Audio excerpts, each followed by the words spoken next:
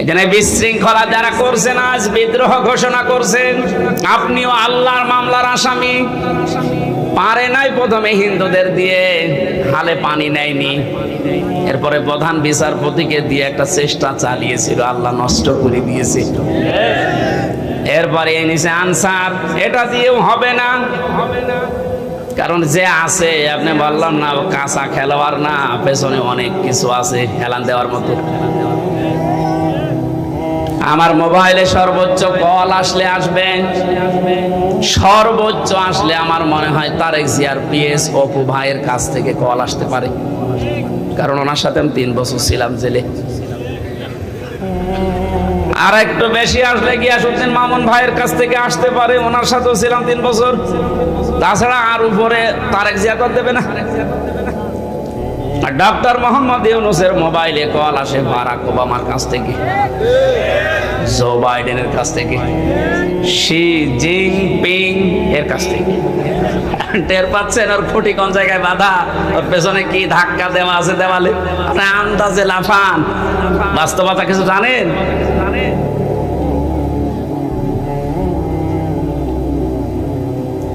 আজ অনেকে আপার কাছ থেকে মোবাইলে কল পেয়ে বলছে, আপা ঘাবড়াবেন না, আপনি ঘাবড়ালে আমরা নরম হয়ে যাই।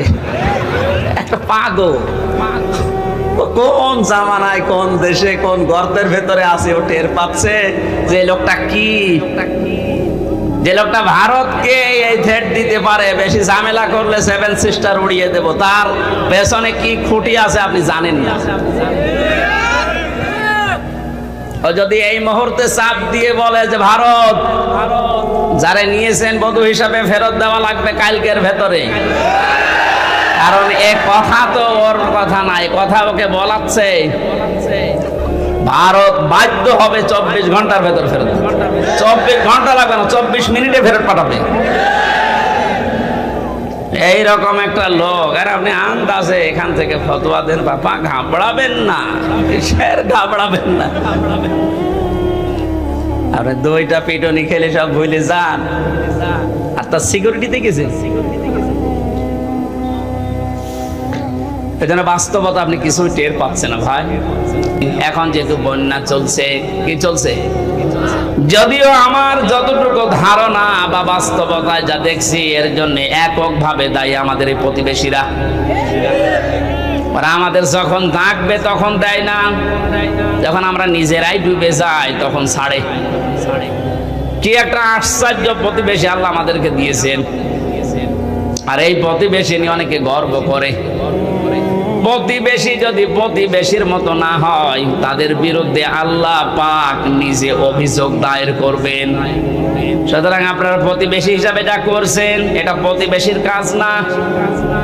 আমরা তাফসিরে হাদিসে এমনও পেয়েছি, প্রতিবেশীর মর্যাদা মূল্য এত বেশি, নবীজি বলতেন মাঝে মাঝে যে জিবরাইল যেভাবে প্রতিবেশীর কথা আমারে শোনায়, আমার তো মনে হচ্ছে যে আমার জমি জায়গা আবার প্রতিবেশীকে দিয়ে দেওয়া লাগে কিনা। এত হক, এত অধিকারের কথা জিবরাইল এসে প্রতিবেশীর বিষয়ে নবীকে জানাতেন। আর আমরা কি কপাল নিয়ে আসলাম, প্রতিবেশী একটা পেয়েছি, কন্যা দিয়ে দিলাম, তারপরও বন্যা দিয়ে শেষ করে দিচ্ছে। আর কি দেব? যিনি বলেছিলেন যা দিয়েছে ভোলার মতো না, কোনদিন ভুলতে পারবে না, তাকেই তো দিয়ে দিলাম। কন্যা দেওয়ার পরে যদি বন্যা খাওয়া লাগবে, জানতাম যে কন্যা জীবনও দিতাম না। হেলিকপ্টারের মালিককে বলে দিতাম যে ভাই ওইদিকে না, যে অন্যদিকে যান। প্রতিবেশী আপনারা কিন্তু টার্গেট হয়ে যাচ্ছেন আল্লাহ। তারপরও যেহেতু প্রতিবেশী, আপনাদেরকে আহ্বান জানাচ্ছি, আপনাদের মানবিক যে দিকগুলো আছে একটু ফুটিয়ে তোলেন। কি অবস্থায় 12-13টা জেলার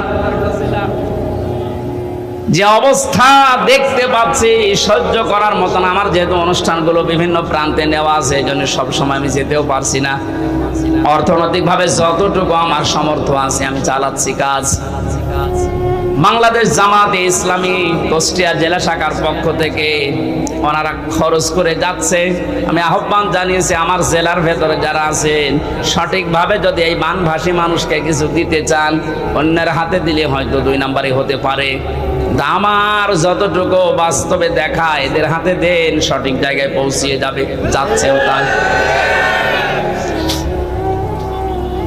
আপনারা যা করলেন এই মানুষগুলোকে, এদের আর দেখার মতো শোনার মতো এদের দুঃখ, এরা এখন কিন্তু মজলুম। আর আমরা জানি ইত্তাকি দাওয়াতাল মাজলুম ফাইন্নাহা লাইসা বাইনাহু ওয়া বাইনাল্লাহি হিজাব। আল্লাহ পাক বলেন পৃথিবীর মানুষেরা আর যাই করো না কেন মজলুমের বরদুয়া থেকে নিজেকে বাঁচিয়ে রাখবা। খুব ভয়ঙ্কর বিষয়টা। মাজলুম সে যে কেউ হতে পারে, ও যদি সত্যিই মন থেকে এই জুলুমের কারণে কিছু বলে, আল্লাহ কিন্তু সত্যি সত্যি ওটা ফেরত দেয় না, সঙ্গে সঙ্গে কবুল করে নেয়। এর বাস্তব উদাহরণ যে ছোট হুজুরটা রফিকুল ইসলাম মাদানী, এই ছেলেটা আমার সাথে ছিল প্রথম 2 মাস। আমারে বলছিল, হামজা ভাই আমারে প্রথম ধরার পরে রিমান্ডে যেদিন আমার এরা 12:30টার সময় হাতির ঝিলে নিয়ে গেছে, পুরা উলঙ্গ করেছে, আমার শরীরে এক টুকরা কাপড় রাখতে দেয়নি, রাস্তা 2 দিক থেকে ব্লক করে আমার পুরা শরীরটা উলঙ্গ করে একটা সিগারেট আমার হাতের ভেতরে ধরিয়ে দিয়েছে। এটা অর্ধ উলঙ্গ মেয়ে লোক কোথা থেকে যেন নিয়ে আসলো, আমার পাশে দাঁড় করিয়ে ছবি তুলতেছে। আর একে অন্যকে বলছে এটা আজকে ছড়িয়ে দেওয়া লাগবে, তাহলে দেশের মানুষ বুঝবে যে হুজুরের অবস্থা কি।